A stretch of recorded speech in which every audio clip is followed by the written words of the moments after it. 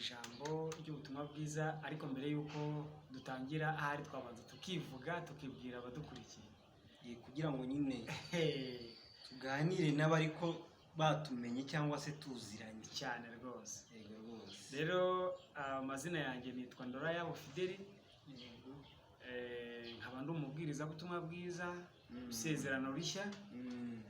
Bamuvuze ko ari rishya nuko hari n'ababwiriza butumwa nyine bisezerano rya kera birumvikana. Yego. Nawe rero urivuga kugira ngo dukomeze. Yego, nanjye nitwa Kajimbure Eric, nkaba nanjye ndi umuvuga butumwa bwiza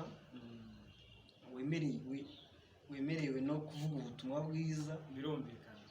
kuko ijambo ry'Imana niryo rivuga ngo babwiriza bate Yego. nta n'uwabatumye. Ariko njyewe ni umuvuga ubutumwa bwiza ndetse watumwe kuvuga ubutumwa bwiza kubera ko ndi umukiranutsi nakijijwe kandi nakijijwe n'ubutumwa bwiza. Imana ishimwe cyane. Abantu benshi rero bamenyereye ko ababwiriza butumwa bwiza cyangwa se abavuga butumwa muri rusange baba bagomba kuba bafite amakote iriho n'imisaraba ndetse bakaba bafite n'impamyabushobozi bahawe n'ishuri runaka kugira ngo bivugike ko ari abavuga butumwa. Ariko mu by'ukuri ubutumwa bwiza buvugwa n'umuntu wese wizeye Yesu, ndetse ubwo iyo umuntu yizeye Yesu aba ahawe ubushobozi bwo kuba umubwiriza butumwa bwiza. Kandi Fide, ikiraho ubutumwa bwiza muri Bibiliya ntagatifu n'ibita inyagatolika na cyane ko abantu bayobe n'amadini n'inyito zagiye zitandukanye abantu. Ariko nshaka kuvuga bo bayita ngo ni inkuru nziza. Ubutumwa bwiza ni inkuru nziza. Ubutumwa bwiza ubundi ni iki? Ubutumwa bwiza ni inkuru nyine umuntu yumva ariko yarasanzwe cyangwa azi inkuru mbi. Ubutumwa bwiza nubuza kurutsa umutima w'umuntu kubera ko umuntu ubundi muri rusange asanzwe wafite inkuru mbi. Ubwo igirwa nziza nuko hariya yibanjirije ariko mbi. Ariko ikindi igirwa nziza nuko nyine umuntu yumva aruhuka mu mutima we akumva kuko yumvishije inkuru nziza. Yego. Imana ishimwe rero. Hagati aho wenda reka tuganire n'abakunzi b'ubutumwa bwiza cyangwa se b'ijambo ry'Imana. Yego. Twifashishije Bibiliya. Reka twifashishe Bibiliya iyo waruvuze bahimbye intagatifu cyangwa se nyagatolika nubwo ntayibaho. Noneho tuyifashishe, ariko twifashishe niyo nanone bita Bibiliya yera. Ariko igitagatifu ni kera nyine ni ikintu kimwe birumvikana. Noneho ariko nkaba numva abakunzi bacu mu by'ukuri twabateguriye ikiganiro gisobanura icyaha nk'uko Imana ikizi kuruta uko abantu bo bakizi. Tugiye kuvuga uburyo wiyita n'uburyo Imana ikwita. Yego. Uburyo wibara n'uburyo Imana ikubara. Uburyo witekereza n'uko abantu bagutekereza ndetse n'uko Imana igutekereza. Nicyo cyiza kugira ngo nanone dukomeze nyine tuganire, ariko mu by'ukuri twahereye mu mizi. Reka dusome ijambo ry'Imana mu Itangiriro ibice 2 ku murongo wa 16 na 17. Itangiriro mu bice 2 umurongo wa 16 ndetse n'umurongo wa 17. Haravuga ngo Uwiteka Imana iramutegeka iti, ku giti cyose cyo muri iyi ngobyi ujye urya imbuto zacyo uko ushaka, ariko igiti cy'ubwenge bumenyesha icyiza n'ikibi ntuzakiryeho, kuko umunsi wakiriyeho no gupfa uzapfa. Byumvikanye. Aho ni muri Bibiliya yera ntagatifu. ubu tugiye gusoma bibiliya ntagatifu. Haravuga ngo nuko uhoraho imana itegeka muntu iti igiti cyose cyo muri ubu busitani ushobora kukiryaho, ariko igiti cy'ubumenyi bw'icyiza n'ikibi ntuzakiryeho, kuko umunsi waramutse ukiriyeho uzapfa nta kabuza. Imana ishimwe cyane. Yego. Ibi ni ijambo ry'Imana, Yego. kandi ijambo ry'Imana ni ryo kuri. Hari ibindi bintu abantu nabo baba bazi, ariko mu by'ukuri baba babizi nk'abantu, ntabwo baba babizi nk'Imana. Noneho rero tugiye kureba ese ko hari uko wiyizi hari n'uko wiyita. Imana ikuzi gute? Ese ikwita nde? Ikwita nicyo tugiye kuganiraho. Rero twavuze ko tugiye kuganira ku cyaha. Ubundi icyaha ni iki? Icyaha mu magambo yumvikana ni iki? Ko tubona abantu bamenyereye gusaba imbabazi z'umujinya, gusaba imbabazi zo gusambana, kwiba, kwica, kuroga n'ibindi ntarondoye. Ese mu by'ukuri ubundi icyaha ni iki? ni iki? Cyangwa se Imana ifata gute icyaha? Izi gute icyaha? Ese ikizi nk'uko abantu bakizi? Yego.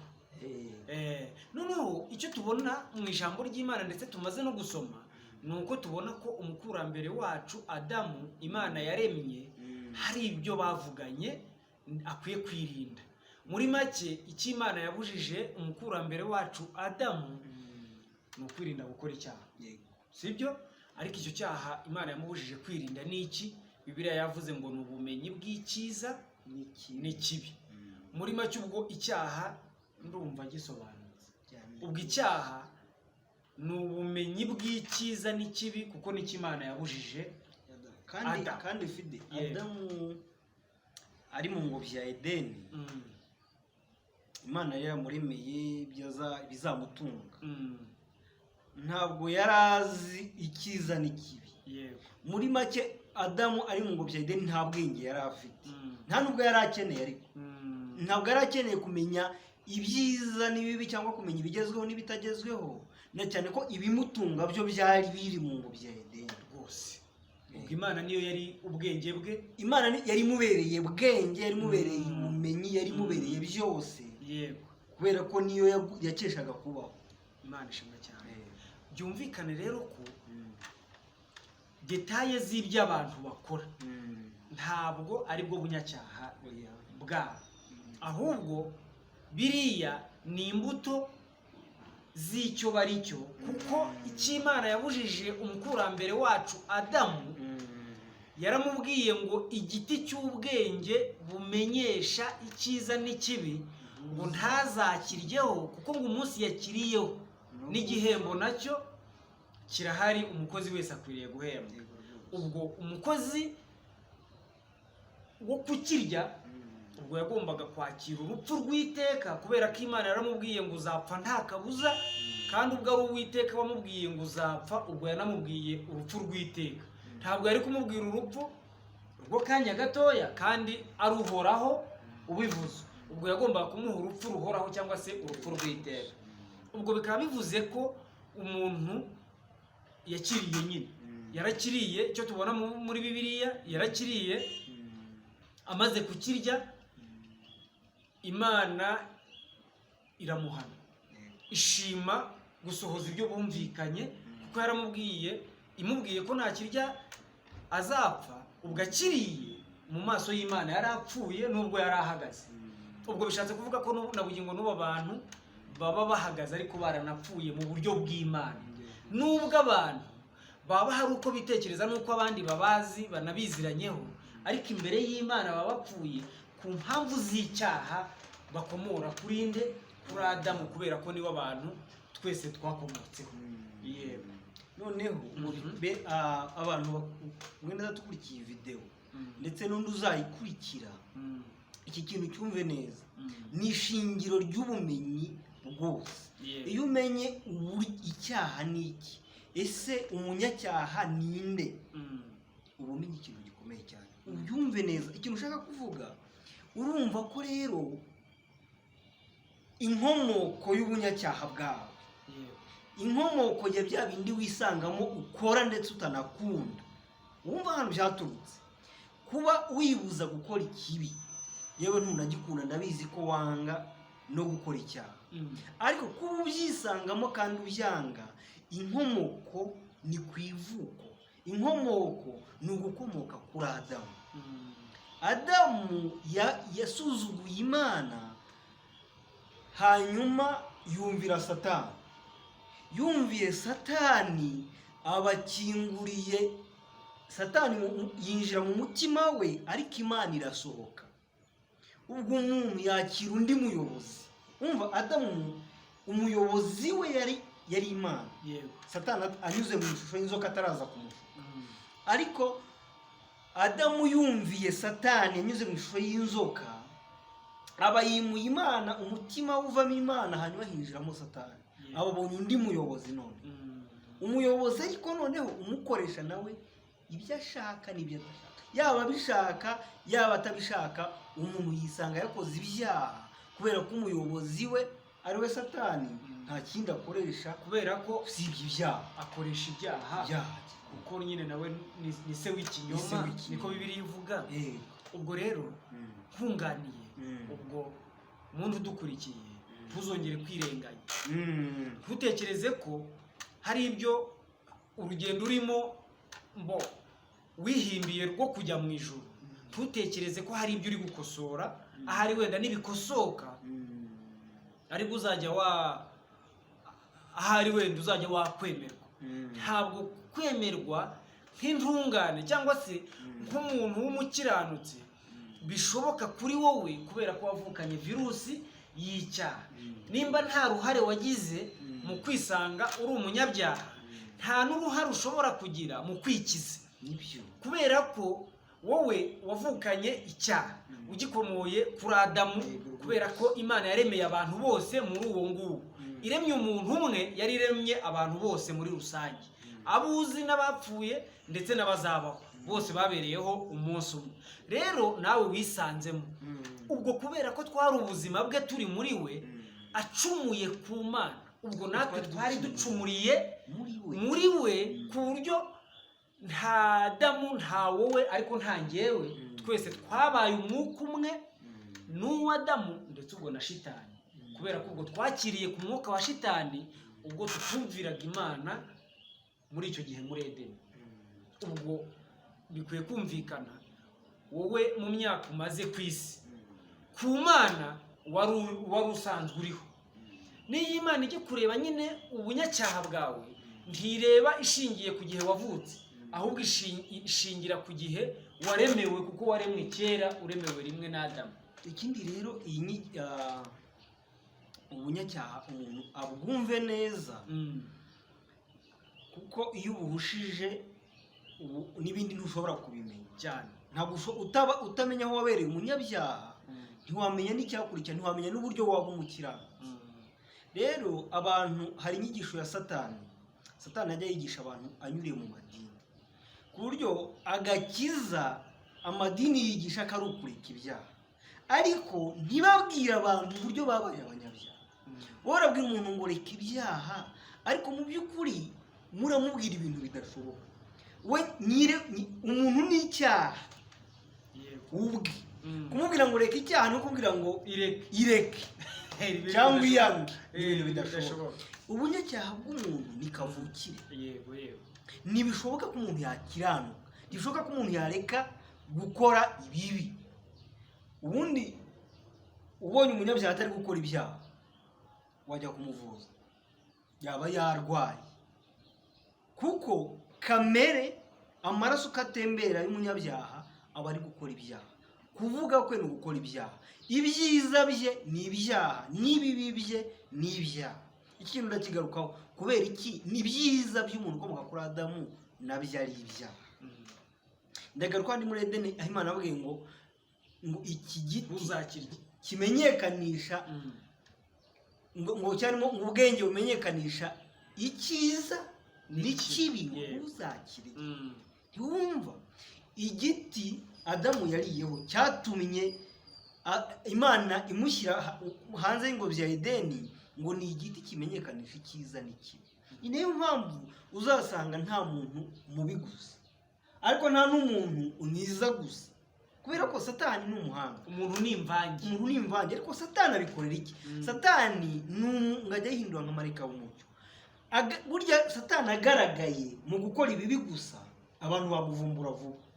Ahubwo umwuka wa Satani ngo ni umwuka ngo w'imvange wo kujijisha abantu, gukora ibyiza n'ibibi, kwiyoberanya.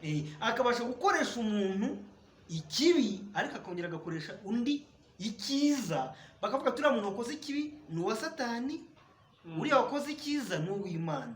Oya, ni ikinyoma cya Satani. Yaba icyiza cy'umuntu ukomoka kuri Adamu, yaba ikibi cy'umuntu ukomoka kuri Adamu, byose ni ibyaha, kubera ko umwuka yakiriye ni umwuka umukoresha icyiza n'ikibi, kandi uwo mwuka ukomoka kuri Satani. Wumve amasengesho yawe, kubera icyo ariko Imana yavuze ngo amasengesho y'umunyabyaha ni ikizira. Amasengesho y'umunyabyaha ni ikizira, ariko ngo n'amaturo ye ngo ni ikizira. None se w'Imana, uwo muntu wasenze Imana ni mwene nde? Ikibazo. Ariko kubera icyo ari icyaha, nuko byakozwe nawe. Umukozi ibyo akora burya akora ibimubamo, akora ubumenyi bwe. Noneho rero iyo Imana ijya kukureba wowe, ntabwo ishingira kuri bya bindi ukora cyangwa se watekereje, ahubwo yo iragenda ikareba Adamu, ikareba ikabona wowe ariko n'ibikorwa byawe byose. Ibyo rero watekereza gukora haba none ndetse n'igihe kizaza, ntabwo bishobora kuzakugeza ku butungane Imana ishaka, ku buryo wakemerwa n'Imana nk'umukiranutsi, kubera ko Imana irakuzi, izi neza ko nta cyiza kikuvamo, kubera ko ibikorwa byawe byose Imana yabiciriyeho iteka. Icyiza cyawe n'ikibi cyawe n'ubwenge bwo kubijira byose ni ibyaha, kubera ko bikomoka mu giti kimwe. Ni ukuvuga ngo igiti, ni Yesu wabivuze, yaravuze ngo igiti ni mu cyita kibi, ngo n'imbuto bazite mbi. Arongera aravuga ngo nta soko imwe ishobora kuvamo amazi aryohereye ndetse n'amazi asharira, ntabwo bishoboka.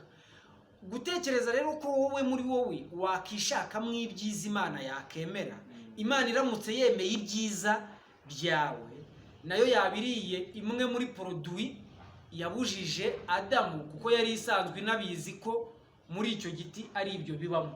Kandi icyo giti ni Shitani, ni umwuka wa Shitani umukurambere wacu yakiriye, ariko ubwo natwe tuba tuwakiririye muri we, tuba duhindutse abanzi b'Imana ku rwego rw'uko tutabasha kwegera Imana. Kabone na cya gihe tuvuga ngo tugiye kwihererana n'Imana, abandi bagafata imyanzuro ngo bihaye Imana. Nta munyabyaha wakiha Imana, yewe nta n'umuntu w'umunyabyaha ukomoka kuri Adamu wakwegera Imana ngo agiye ngo kuyisenga. Ni ukuyisakuriza, ni urusaku. Yarabivuze muri Amosi 5:21, Imana iravuga ngo nimumvureho urusaku rw'indirimbo zanyu, ko nanga ngo n'ibyo birori byanyu ibyo amwita amateraniro yera simbishaka, kubera ko ngo biba bivanze n'ibyaha. Ibintu bivanze rero ntabwo Imana yabyemera, ntabwo Imana yabyemera. Ariko kandi n'ikindi, nawe urabizi ko kwihana ibyaha byakunaniye. Ugerageza kwihana umujinya, mu kandi kanya ukagaruka. Wakihana ngo ndareba ngacumura, ngo cyakora ibyo muvuga byo nibyo, muzi kwitangaho amakuru neza. Urareba ugacumura, watekereza ugacumura, wavuga ugacumura. Ubundi umunyabyaha nyine nuwo, ni umunyabyaha nuwo, ubwo ugaragaje nyine kuri Shitani wigenda. Ariko ubundi ntuzongere kwirirwa witaho umwanya uri kwiyeza. Ubwo se wakwiyeza gute? Wowe umwimbere uri mubi, none ngo urashaka ko ubuse wagwa muri tuwarete, warangiza ugahanagura umuntu ati reka nguhanagure, nguhanagure, kandi nawe ubwawe wanduye. Uko bitashoboka nuko nawe udashobora kwiyeza, kuko iyaba kwiyeza byashobokaga wakabaye nkurikije inshuro wihannye ibyaha ubisabiye imbabazi, wakabaye warabikize, ubu noneho warabaye intungane, warabaye umutagatifu ku Mana. Mu by'ukuri kuba ukora ibyaha ntuzirenganye niko wavutse, kuba warananiwe gukiranukira Imana niko waremye, ariko ni nako Imana ikuzi. utaza kugira wenda ngo hari ubundi buryo Imana ikuzimo, Imana izi ko udashobora kuyikiranukira. Niko Paul yabivuze ngo bose bakoze ibyaha, numva biri mu Baroma, ariko ngo ntawashyikira ubwiza bw'Imana. Kubera iki Imana yavuze icyo ngicyo? Izi neza abantu bihaye Imana, izi ko hariho ababikira, izi ko hari abantu bagemurira abantu kwa muganga, izi ko hari abantu bafata impinja z'abantu bajugunye bakajya kuzirera, abantu barera imfubyi. Nuko izi ko igikorwa cya muntu cyose ukomoka kuri Adamu ari icyaha, ndetse n'icy'umuntu yitwa gukiranukira Imana aba yigomeye, kubera ko ubwo bwenge bwo kuyikorera nabyo gushaka nko kuyiha ruswa nabwo yabumenye kubwo kuvuka kuri Adamu. Rero numvaga dukwiye iby'icyaha byumvikanye, ariko turakomeza no kubivuga, ariko abantu benshi ntabwo basobanukiwe iby'icyaha. Abantu benshi bazi ko b'abanyabyaha kubera ko bakoze icyaha, kubera ko batukanye, bavuze nabi. Umuntu ni umunyabyaha kubera ko avuka kuri Adamu. Naho waba ufite imyaka 100 uyu munsi ukaba utarakora icyaha na kimwe, nubwo bidashoboka, waba uri umunyabyaha wo kujya Gehinomu, kubera ko ikikugira umunyabyaha si ibikorwa, ahubwo ikikugira umunyabyaha ni ivuko ryawe. Naho waba warakoze ibintu bibi byinshi, reka mvuge, hari ibyo njya mvuga, ubunyacyaha bw'umuntu ntibwiyongera, nta kibwongera, ariko no kuvuga ngo gukora ibyaha by'umuntu ntibyongera ubunyacyaha bwe, ariko nanone n'ibyo bita kwitwararika cyangwa ibyo bita gukiranuka k'umuntu ntibigabanya ubunyacyaha bwe. Nimba umuntu yaravukanye urugero 100 by'ubunyacyaha, arinda atunga imyaka 100 afite bya 100 by'ubunyacyaha. Uruhinja rufite umunsi umwe ruba rufite ubunyacyaha bungana n'ubw'umusaza w'imyaka 100, kubera ko uko Imana ireba ubunyacyaha bwo ni depo, ni ikintu umuntu avukana mu mutima we k'ubunyacyaha bwose. Nta munyabyaha uruta undi, abanyabyaha bose barangana, kuko ubugome bwose babuvukana mu mutima. Rero kujya kwatura ibyaha cyangwa ibyo bita kwihana cyangwa gusaba penetensiya no guta umwanya, ni nko kujya gusoroma urubuto rumwe ku giti, kandi uzi neza ko umwaka utaha imvura ni ruzongera igiti kikarabya kikongera kikera imbuto nyinshi. Icyaha ni nk'urwara. Kandi ikindi kintu abantu bayobewe, iyo bareba iby'icyaha burya babireba nk'uko abantu bareba. Mu by'ukuri njye Fide ushobora kubona njyewe ndi inyangamugayo kuri wowe, ukabona nkora ibintu byo gukiranuka, wowe ukanshima ndetse na sosiyete ikanshima, ariko Imana yo ntabwo ireba nk'uko Fidela areba. Imana ireba mu mutima, ikabona mu mutima wanjye harimo depo y'ibyaha byose, ibyo nakoze, ibyo nzakora n'ibyo ntazakora. Imana ibimbaraho kuko yo ireba mu mutima, ntabwo ireba nk'abantu, ntabwo ireba inyuma, ntabwo ireba ku ngeso z'abantu. Nabona Fidela ari mwiza, ariko Imana yamureba ikabona yo depo y'umunyacyaha. Ikintu gitumye mvuga ko ari nk'urwara se,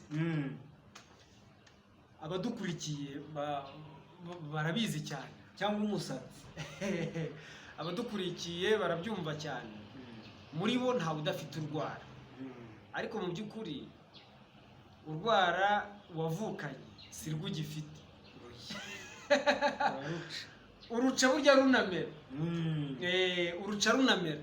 Niyo wihannye umujinya, mu by'ukuri uba umeze nk'uwikirigita ugaseka, kubera ko n'ubundi igiteramujinya kiba kigusigayemo. Reka mvuge ngo nta n'ibyaha bishyashya wihana, ahubwo bya bindi usanzwe wibonaho nibyo bikomeza kuba ukora, ariko nawe wabyihana ukagira ngo ubwo ngo urihane, ndetse ukaniyumvisha mu mutima ngo urababariwe, ariko mu by'ukuri usigara uri umunyabyaha. Reka mvuge ngo umuntu umeze gutyo ni umunyabyaha, yaba ari gusenga, yaba afashe indobo y'ibyo kurya akabijyana CHK mu bitaro akabitanga, agafata ibye byose akajyana akabiha abakene, aba ari umunyabyaha warobanuye ibyiza akajya kubitanga. Ariko nabyo ni ibyiza, ni ibyaha nabyo, ni ibyiza nyine byo muri cya giti.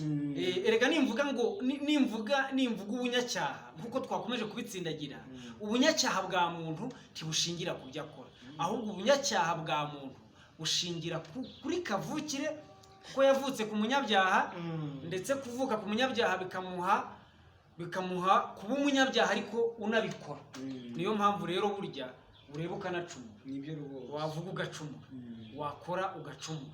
Ariko kandi hari n'icyo Imana yavuze muri Yeremiya 13 ku murongo wa 23. Imana yaravuze ngo se ubundi umunyetiyopiya ngo ubundi yabasha guhindura ibara ry'uruhu rwe? ngo ese ingwe yabasha guhindura ibara ry'ubugondo bwayo? ngo niko ngo n'umwana w'umuntu ameze, ngo ntabwo ashobora gukora icyiza ngo kandi yaramenyereye gukora ibibi. Yesaya igice cya 1 ku murongo wa 6 yavuze ko ngo umuntu yononekaye uhereye mu bworo bw'ikirenge ukageza mu gitwariro. Bibiliya ivuga ko nta hazima harimo, ari ibisebe binuka bitigeze gukandwa cyangwa se no kubobezwa amavuta. Nta munyabyaha mwiza ubaho. Umunyabyaha wambaye rya kote rirerire ugiye kurara mu butayu, wiyirije ubusa, agiye ngo muri gobyore, uwo ni umunyabyaha nyine ugiye kurara mu gihuru nk'ibisanzwe. Umunyabyaha wiyirije ntabwo ibyo bintu bimuhindura umukiranutsi, ahubwo bamwita umunyabyaha ushonje. Umunyabyaha uri gufasha bagenzi be ni umunyabyaha ni abanyabyaha bari gukorerana ibyaha, kuko nta cyiza kiba mu muntu. Nibyo Fide rero numva twanzura tujya no ku musozo, nuko uko kuntu wavutse ntabwo wari ugeze ubigiraho. Ntuzanirenganye ngahari wabana n'Imana, oya. Ntuzagire hari n'undi wenda wabishoboye gukora ibyiza gusa, oya. Ahubwo umuntu ni mubi wese, yaba padiri, yaba pasiteri, yaba wa wundi wese ukwigisha ngo kora ibyiza gusa, kora ibyiza uzajye mu ijuru, arakubeshya nawe nuko ukuntu ameze. Ahubwo nukumenya, dukwiye kumenya ahubwo icyo Imana yahamije ku uwo muntu w'umunyabyaha. Imana yavuze ko ibihembo by'ibyaha ni urupfu. Ndagira ngo wenda ni nko gusaba imbabazi. Oye, ni urupfu, ibihembo by'ibyaha. Ibihembo by'ibyaha ikindi kintu abantu bumva, ibihembo by'ibyaha ntago ari ukubisaba imbabazi. Iyo wakoze ibyo ukavuga ngo Mana mbabarira, ni ukuri nta hantu byanditse, nta n'icyo Imana yavuze. Gusa Imana yavuze ko ibihembo by'ibyaha ari urupfu, kandi si urupfu tuzapfa natwe tuzapfa, si urupfu rwo gupfa ukajyanwa mu irimbi, ni urupfu rwo gupfa by'iteka ryose, koherwa mu nyanja yaka umuriro n'amazuku. Nicyo kigenewe umuntu umunyabyaha. Rero iyo ugiye gusaba imbabazi nta rupfu kuvuga ngo Mana mbabarira, urupfu se ruriye ngo ibyo nabyo ntitwabibagayira. Ni inyigisho abantu bakiriye uhereye kera, ni amadini yabyigishije, niko abantu nyine babaye. Bakubwiye ko nusaba imbabazi Imana izakubabarira. Ariko iyabaga koko gusaba imbabazi byakubabarira, byaguhesha kubabarirwa, mu by'ukuri ntabwo waba warababariye. Nkurikije imbabazi wasabye, waba warababariwe, warazisabye ku buryo umutima wawe uba utacyongera kwimenyaho icyaha, waba uri umukiranutsi ku Mana. Iyaba gusaba imbabazi byaguheshaga kubabarira. Ariko ikintu gikomeye icyo ni ikintu kinyuranye n'icy'Imana yavuze. Imana yavuze ko nakirya no gupfa azapfa. Bibiliya ivuga ko amaraso atamenetse hatajya habaho kubabarirwa. None wowe ni nka bakundi bajya baca umugani ngo amatama masa ngo ntasabira inka igisigari. None wowe urajya imbere y'Imana, nta rupfu rubonetse, nta maraso abonetse, kandi ijambo ry'Imana ni ryo kuri. Wowe ukagana penetensiya, ukagana ngo igikarabiro ukagana igikarabiro mu kubibwirana, ngo kwaturirana, ibintu nk'ibyo. Ariko turagira ngo tubakure mu rujijo.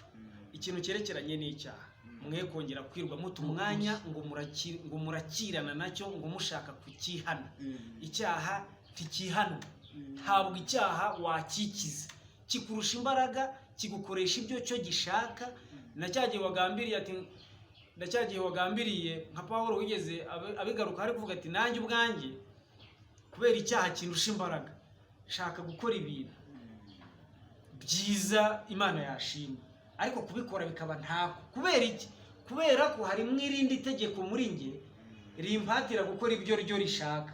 Ubwo rero nanone aravuga ati nanone ubwo nkora ibyo ndashaka burya nta nubwo ari ngewe ubimba nkibikora, ahubwo ni icyaha kimbamo. Inshuti yacu rero cyangwa se inshuti zacu, twagiraga gusa ngo tubakurire inzira ku murima, ariko tunabafasha kugira ngo nanone mujye murushaho gukurikira amavideo yacu ni menshi, kugira ngo nanone tubashe kubafasha murushaho no gusobanukirwa. Ese ko Imana ko wavutse ukatiwe gupfa kubera icyaha cya Adamu, ese nta yandi mahirwe ahari mu rupfu, abonekera mu rupfu? Ntayo. Ibyo ngibyo rero mu zindi video ikurikira tuzabasobanurira kandi neza, ariko kandi tugamije kugira gusa ngo nanone umuntu ave mu rujijo, ariko kandi n'uwitwa ngo ni umukirisitu noneho abitandukanye n'ibyo yabagamo. Kuko nanone umuntu uvuga ngo kuba ngo umukirisitu ariko ngo nta nijoro ufite ngo uri kurikorera, ibyo nabyo mu zindi video ziri inyuma muzakomeza kubikurikira. Rero twasoza tubaha amanimero tubararikira indi video izakurikira. Ubu twari tuvuze ku by'icyaha, uburyo wabaye umunyabyaha, uburyo wari uzimo icyaha siko Imana ibuzi. Imana izi ko uri umunyabyaha irebeye ku ivuko. Niko na Yesu yasanze abafarisayo batazi iby'icyaha babyitiranya. Farisayo yari idini ya gifarisayo. Yesu aravuga ati rero mwebwe mwirirwa muvuga ko umuntu wasambanye ari we wakoze icyaha, atari ko ngewe rero siko mbibona, atabwo ngewe n'uwifuje umugore wa mugenzi we abasambanye nawe. Nabwo yaravuye guterwa amabuye, ntabwo bari bazi baba bitiranyaga iby'icyaha nyine nabo. Ariko video indi tuzakora vuba aha, tuzakora ni gute none umuntu yaba umukiranutsi.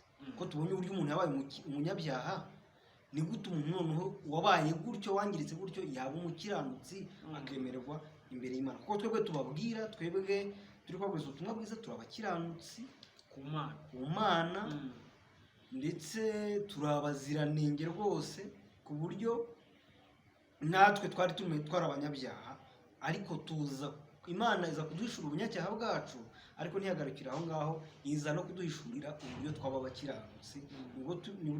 Nibwo buryo turi abakiranutsi, ariko nayo video tuzongera gukora ikurikira kugira ngo namwe mumenye uburyo mwaba abakiranutsi hadashingiye ku bikorwa byanyu, ahubwo hashingiye nanone n'undi muntu wakoze mukaba mw'abakiranutsi. Imana ishimwe cyane. Rero twasoza tubaha nimero zacu kugira ngo ahari ugize n'ikibazo wahamagara, cyangwa se ukaba wanatwandikira ku ma WhatsApp, kuko izi telefone tugiye kubabwira ziri no kuri WhatsApp, ukaba watubaza ikibazo wibajije kugira ngo tukigusubize. Rero nimero yanjye ni 0783 339 22 688. Nayo ubwira nimero yawe. Yego, nanjye soza Ndora yawo Fideli ufite nimero 078 53 43 024. Tunabararikira kugeza n'abandi bantu ubutumwa bwiza no kubarangira uburyo aho buvugirwa birumvikana, ariko munibuka gukora subscribe kuko kugira ngo ibiganiro bizajya dukora bajye bahita babibona. yego tuzajya tubishyiraho bahite babibona. chaîne yacu Ijuru Ntirikorerwa TV, ubwo tuzakomeza kuganira n'ibindi, ariko cyane cyane mushishikarire cyane nyine kumva ubutumwa bwiza kuko nibwo bwonyine bubasha gukiza umuntu. Amahoro y'Imana. Amen.